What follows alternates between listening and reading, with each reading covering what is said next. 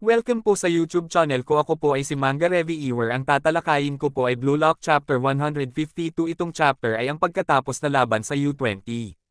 Sa unang panel nga si Rin ay may tinignan sa kanyang cellphone, mukhang ito ang huling laro ng kanyang kapatid na usap-usapan sa internet. Sabi niya sa kanyang isipan, sa oras na iyon sigurado ako matatalo ko si kuya ang atake ko, nakipagsabayan sa kanya nang sinunod ko ang aking instinct na gusto siyang tuluyang sirain. Inilabas ko ang galaw na malakas siya at pinigilan. Pero hindi ko talaga maintindihan ang pakiramdam ko, parang ang mga ugat ko sumasayaw. At parang alam na ni kuya ang party ko na yun. At gayon pa man ay hindi ko nagawa. Ang mga salpok na iyon ay mapanira at mapagpalaya. Baka gusto niya lagi kong ilabas yung ego na yon. Sa huli Peryan, hindi niya ako nakilala, pero si Isagi. Kahit sino masasabi sa tingin pa lang. Si Isagi nakuha ang lahat sa laro na yon.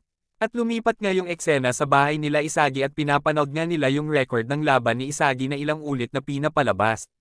Ito Isagi, ang paborito mo, sabi naman ni Isagi. Salamat sa pagkain, sabi naman ng tatay niya. Kumain ka ng marami. Habang nga kumain, sabi ng ina ni Isagi, ang buhay sa Blue Lock hindi ba mahirap? Natutuwa ako dahil nakaligtas ka sa lahat na magagaling na manlalaro doon. At mas nakakamangha na nakapuntos kay Yochen, yan nga tawag ng ina niya kay Isagi.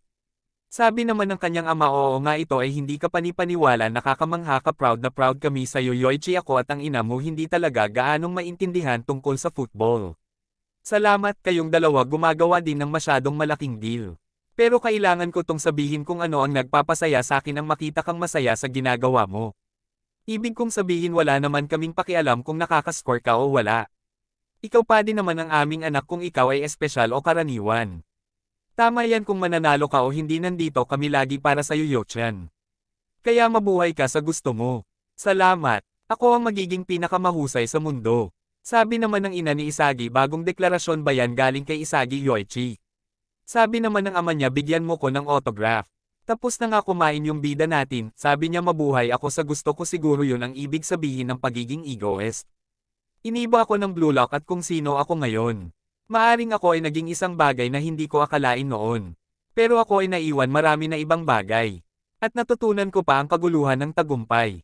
Ang saya ng nakakapuntos. Ang kaligayahan ng pagbabago ng mundo sa aking sariling mga kamay.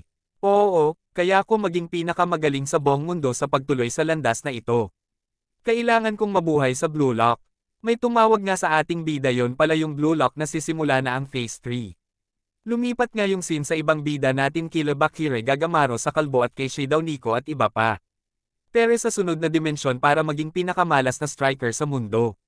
Sa huling panel nga makikita nga mga bida natin sabay-sabay pumapasok at sabi nga ng narrator, Blue Lock Phase 2 simula na. At yun nga review ko sa chapter 152. Pa-subscribe at pa-like ng video, thank you.